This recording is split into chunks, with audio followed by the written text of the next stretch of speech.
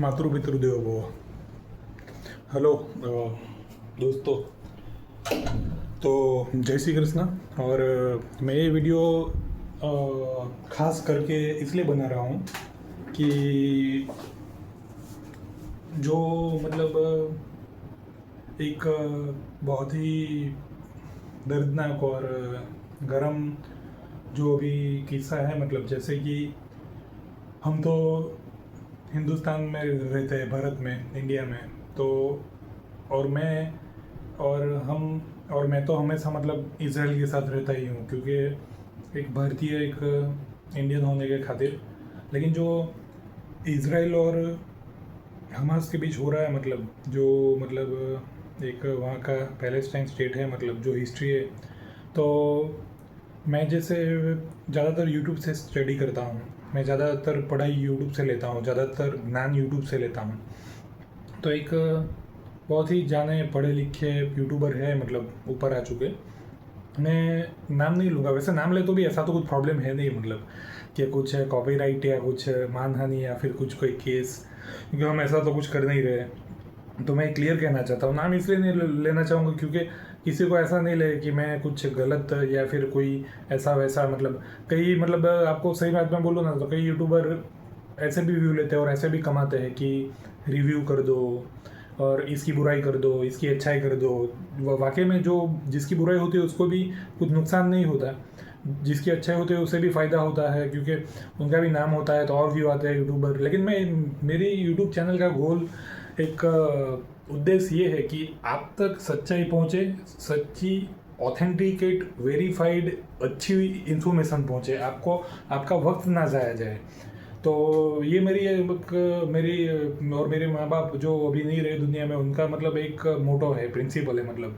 हमने कभी भी झूठ परोस के पैसा नहीं कमाया और सत्य में जयते तो। और कई बार ऐसा हो जाता है, हम लोग जो जिस दुनिया में रहते हैं उसमें कई बार अगर आप नहीं चाहो तो भी ये, लेकिन आप अपने दिल से, वो कहते हैं ना कि जो आप जानबूझ के पाप करोगे तो वो तो नरक का फल लाएगा ही। लेकिन गलती से किए हुआ पाप में आप माफ़ी, और क्योंकि आपने जानबूझ के नहीं किया, और वो कभी आप सहूलियत और अच्छे दिल से रखो तो ऐसा कुछ होता भी नहीं है। तो मैं ज़्यादा वक्त नहीं लूँगा, मैं ये बोलना चाहूँगा कि मैं इसलिए वीडियो बना रहा हूँ कि जो इसराइल और हमास के बीच चल रहा है, तो हम तो 100% इसराइल के साथ ही खड़े हुए हैं। और मैं जैसे, मेरे को तो क्या बोले कि मेरे पिताजी के जाने के बाद जो मेंटल जो एक दुख था, तो उसमें से मैं इसराइल का जो जेविस बसरा है, जो 2012 की मूवी है डार्क नाइट राइजेस, तो उसमें जो बोलते हैं, गाते हैं, वो जो बैटमैन, जो ब्रूस वेन जो कैरेक्टर है, वो जब कुएं में फंस जाता है और इम्पॉसिबल जंग, नामुमकिन जंग को, नामुमकिन फलांग को मुमकिन बनाता है, वो कुएं के अंदर और बाहर निकलता है, तो सब वो यहूदी लोगों का प्रेयर गाते हैं। तो बहुत ही पावरफुल है। तो जब भी मैं अकेला पढ़ता हूँ, डर लगता है, मेरे को लगता है हार गया, तो मैं वो सुनता हूँ, तो मेरे से उससे बहुत हिम्मत मिलती है, ताकत आती है। ये जो मैंने गाड़ी ईवी जो चलाई, 1,45,000 100 के ऊपर किलोमीटर, तो सिर्फ क्या ही साल में। तो ये तो सब क्या है कि सब पॉलिटिक्स रहता है। तो मैं ये कहना चाह रहा था कि जो यूट्यूबर ने बनाया, इसराइल हमास पे, कि इसराइल ने हमास को बनाया है और हमास इसराइल पे, मैं ये क्लियर करना चाहूँगा, इसराइल क्यों हमास को बनाएगा। तो अब टॉपिक पे आते हैं, मुद्दे पे, कि इसराइल ने हमास को बिल्कुल नहीं बनाया है। सब लोग जानते हैं, और वेरीफाइड इन्फॉर्मेशन खास करके सब लोग जानते हैं, ऐसा नहीं बोलूँगा, क्योंकि ऐसा होता तो यूट्यूबर क्यों बनाता। तो मैं ये बोलूँगा कि इसराइल को हमास ने नहीं बनाया है, और हमास एक क्या बोले कि टेररिस्ट ऑर्गेनाइजेशन है। क्योंकि मैं तो इंडिया इसराइल के साथ हमेशा है, इंडिया के लोग भी हैं, पॉलिटिकल का चाहे भी वो रहे, ये रहे, हमारा रहेगा। और वो लोग काफ़ी दशकों से उससे परेशान है। तो मैंने वो जो दोहा पे जो इसराइल की एयरफोर्स ने अटैक किया था, तो कतर की राजधानी में, तो उसको भी मैंने फेवर दिया था, क्योंकि उन लोगों ने एक जाकिर नायक को फुटबॉल वर्ल्ड कप पे बुलाया था। तो जो सीधी बात है, जो इंडिया के साथ है उसके साथ हमें है, और इसराइल हमेशा रहता है। और बाकी महासत्ता यहाँ हो वहाँ हो, लेकिन ये तो हमें भी अब हमारा कर्तव्य निभाना चाहिए, उनके साथ रहना चाहिए वो लोग। और ये भी मैं कहता हूँ कि जो मतलब जो वीडियो आते हैं देखते हैं बीबीसी में वेरीफाइड, मतलब बच्चे के भूखे मरते हैं, वो सब बहुत ही दुख होता है। मतलब मेरे को मतलब मैंने देखा तो ऐसा लगा कि पैलेस्टाइन मतलब इतना छोटा सा स्टेट है लेकिन इतनी ज़्यादा आबादी है, लेकिन आजू बाजू की कोई भी अरब कंट्री उन्हें उनके लिए लड़ी लेकिन रेफ्यूजी के रूप में उनको नहीं लिया। जबकि ये सऊदी अरेबिया है, कतर है, दुबई भी है, बहुत सारी इतनी पैसे वाली कंट्रियाँ हैं कि आराम से मतलब फ़िलिस्तीन के लोगों को लेकर और उनको वहाँ पे बसा सकती है, उनको एक मैन पावर के रूप में लेकर डेवलपमेंट कर सकती है। मतलब जैसे कि हम देखते हैं मतलब कि मेरे को तो मैं तो पूरी दुनिया को ही एक मानता हूँ। और आप जहीं पे भी रहो तो आपका घर मानता हूँ कि वहाँ पे आपका दिल रहता है, माँ बाप रहता है, लेकिन लड़ने वड़ने में उसमें मैं नहीं मानता कभी भी। हाँ, अगर आपके पास कोई रास्ता ना हो और आप सही हो मतलब, और इज़राइल तो लौती बची यहूदी कंट्री है मतलब, और पूरी इतिहास में देखें तो उनके साथ मतलब कुछ सही नहीं हुआ।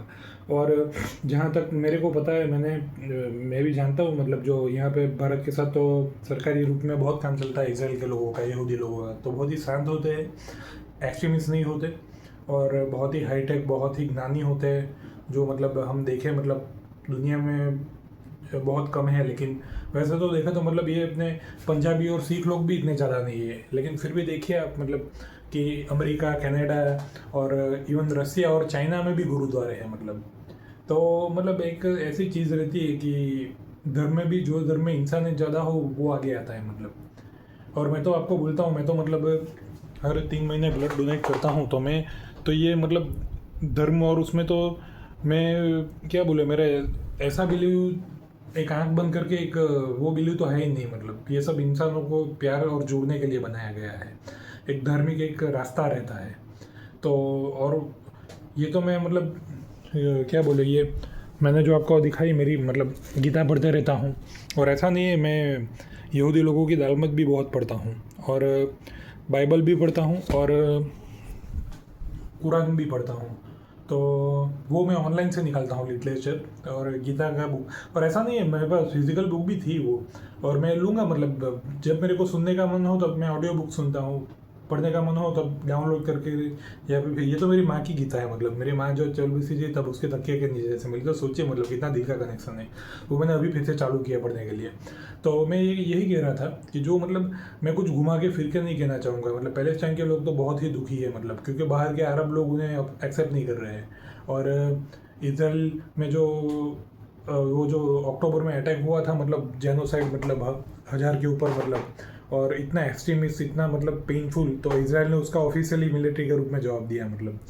और उसमें बहुत ज़्यादा नुकसान, लेकिन ये भी है कि इसराइल पैलेस्टाइन के लोगों को महीनों से सालों से कह रहा था कि आप गाज़ा पट्टी खाली कर दीजिए, आप गाज़ा छोड़ दीजिए।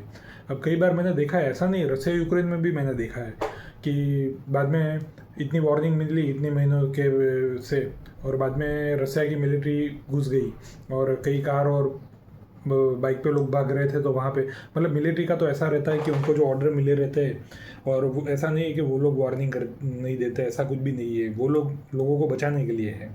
और एक बार वॉर जैसा माहौल हो जाए बाद में, मैं तो यही बोलूँगा कि आप इतनी भी लालच क्या रखते हो पैसे प्रॉपर्टी से मतलब। हाँ, रेफ्यूजी कोई नहीं बनना चाहता, कोई अपना घर बार संपत्ति छोड़ कर नहीं भागना चाहता, लेकिन मैं इतना मानता हूँ जान है तो जहान है मतलब। और आप ये सब पैसे और प्रॉपर्टी के लालच भी मतलब आप आगे जाके दूसरी जगह पे जाके कमा सकते हो। तो मेरे को ज़्यादातर इसमें ये लगता है कि मतलब पैसे, प्रॉपर्टी और मेरा ही घर, मेरा हक, ये कुछ है मतलब एक तरीके से देखें तो सही भी है, लेकिन बाद में उसके लिए अपनी जान की वैल्यू नहीं रखना, अपने परिवार की जान की वैल्यू नहीं रखना, ये तो बेवकूफ़ी हो जाएगी। और मैं इसराइल का फेवर इसीलिए लेता हूँ क्योंकि अमेरिका तो उसे सपोर्ट करती है, मतलब दुनिया की जो सबसे पावरफुल जमहूरियत, लोकशाही, और भारत भी जो दुनिया की सबसे बड़ी लोकशाही है।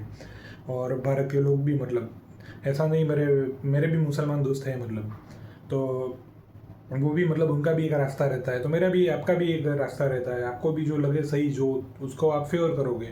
और एक तो चीज़ है कि जिसको आप फेवर करोगे उसके सबके कर्मों के फल आते हैं मतलब।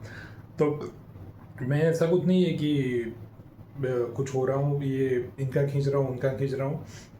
क्योंकि गाज़ा पट्टी एक ऐसी जगह है, जगह भी बहुत अच्छी है, लेकिन वहाँ पे मतलब जो अक्टूबर में अटैक हुआ, बाद में ये सब वेस्टर्न मीडिया तो मतलब जब पहलगाम हुआ था तब कुछ आया ही नहीं था। बाद में हमारी आर्मी ने जब ऑपरेशन सिंदूर किया तो वेस्टर्न मीडिया मतलब क्या बोलेगी, अब मैं क्या बताऊँ, मतलब हमें ही मतलब हमारे फेवर में कुछ बातें नहीं कर रही थी। तब तो अमेरिका भी, मतलब अमेरिका का जो अभी वहाँ पे गवर्नमेंट है वो भी उतना कुछ, हाँ, उनके वाइस प्रेसिडेंट जेडी वेंस है, जिनकी बीवी ही भारतीय हिंदू है, तो उन्होंने जाते जाते बोला था पहलगाम टेररिस्ट अटैक। लेकिन उसके बाद हमने जो ऑपरेशन सिंदूर किया उसमें मेरे को जहाँ तक लगा, पाकिस्तान की मीडिया और पाकिस्तान ने जो वो लोग झूठा प्रोपोगंडा फैलाते हैं उसमें काफ़ी सफल रहे, उसमें हम थोड़ा पीछे पड़ जाते हैं। तो इसराइल में भी ये सब रहता है, मतलब क्योंकि वेस्ट बैंक और वहाँ पे देखें तो वहाँ पे तो कुछ नहीं हो रहा है, वहाँ पे तो वो लोग कोई नुकसान नहीं पहुँचा रहे, और उन्होंने काफ़ी महीनों से वार्निंग दी थी। मैं भी देखता हूँ तो मेरी भी आत्मा खौल जाती है, मतलब कि जो जैविस लोगों का होलोकॉस्ट हुआ था, जो हिटलर ने किया था, तो ऐसे नज़ारे अभी आज 2025 में गज़ा में। और उसके लिए ये जो क्या बोले कि वर्ल्ड की प्रेस है डायरेक्ट सीधा ही मतलब इसराइल और इसराइल की आर्मी को मतलब कुछ जाने भी नहीं, मतलब उन लोगों ने वार्निंग भी दी थी, और वो लोग ही अभी खाना भी भेज रहे हैं। सिर्फ यूनाइटेड नेशन नहीं, इसराइल की आर्मी और इसराइल के लोग भी मतलब खाना भेज रहे हैं। और उन लोगों ने वार्निंग भी दी थी, मतलब ऐसा नहीं है, मतलब वहाँ से उनकी मतलब गाज़ा में जो मस्जिदें है ऊपर और नीचे जो टनल बनी है, वहाँ से वो हमास मतलब कवर लेके इसराइल के लोगों को टारगेट बना रहे थे। और ये सिर्फ 1-2 साल की बात नहीं है, दशकों की बात है। उसमें कितने मासूम लोग मारे गए, जो मतलब जिन्होंने जो इसराइल चाहता तो गाज़ा कब का मतलब ले चुका होता है। लेकिन फिर भी ऐसी जगह पे जहाँ पे पूरा आजू बाजू इसराइली है, इतना पावर में फ्रंट रहता है, फिर भी उन लोगों ने गाज़ा खाली किया, लेकिन उनको क्या मिला, मतलब तो लेकिन मतलब तो फिर नेशनल सिक्योरिटी की और उनकी बात रहती है तो फिर कोई भी देश एक्शन लेता ही है, जैसे कि हमने ऑपरेशन सिंदूर में लिया। और तो मैं यही चीज़ कहना चाहूँगा कि ये थोड़ा मतलब गाज़ा के लोगों के उनके साथ हो रहा है वो, उसमें वेस्टर्न प्रोपागेंडा खासकर में जो वेस्टर्न मीडिया है, मतलब यूरोप खासकर, हमारे जयशंकर सर फॉरेन मिनिस्टर, उन्होंने भी जवाब दिया है कि आप लोग हमें ब्लेम करते रहते हो, आप लोग उसका 1% भी बर्दाश्त नहीं करते हो, मतलब। और मैं यही कहना चाहूँगा कि कभी बार ये जो फेमस यूट्यूबर है वो ऐसा मतलब बना के वीडियो बना देते हैं, उनके कई मतलब मैं मानता हूँ वेरीफाइड इन्फॉर्मेशन रहती है, मेरे से भी गलतियाँ होती है, मेरी भी मतलब बाद में मेरे को कई बार बोलना भी पड़ा कि जो इन्फॉर्मेशन दी थी तो वो इतनी वेरीफाइड नहीं थी, वाकई में ये है।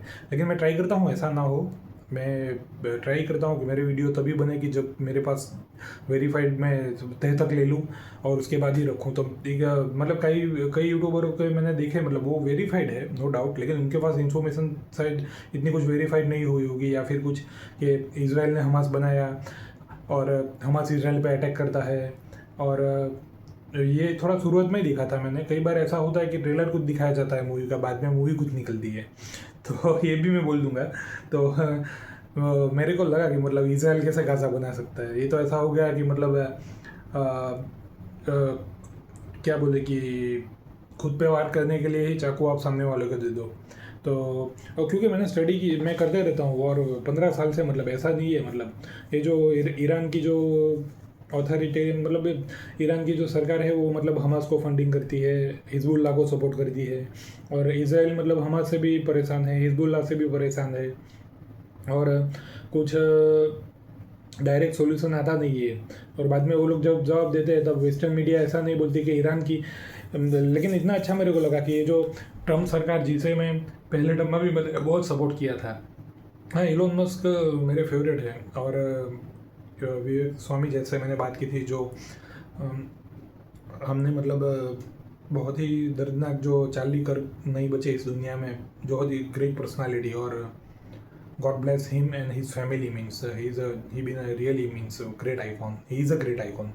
तो मेरे को लगा कि मतलब कि मैं ट्रम्प सरकार को पूरा सपोर्ट करता हूँ, क्योंकि जिस तरह से क्रिमिनलों के लिए उन लोगों ने अमेरिका में एक्शन ली, मतलब जो 4-5 मर्डर कर रहे थे और उनको छोड़ दिया था, बाद में उनको पकड़ा, उन पर जजमेंट दिया, चार्ली कर्क सर के जो मर्डरर है उसको भी जजमेंट मिल गया।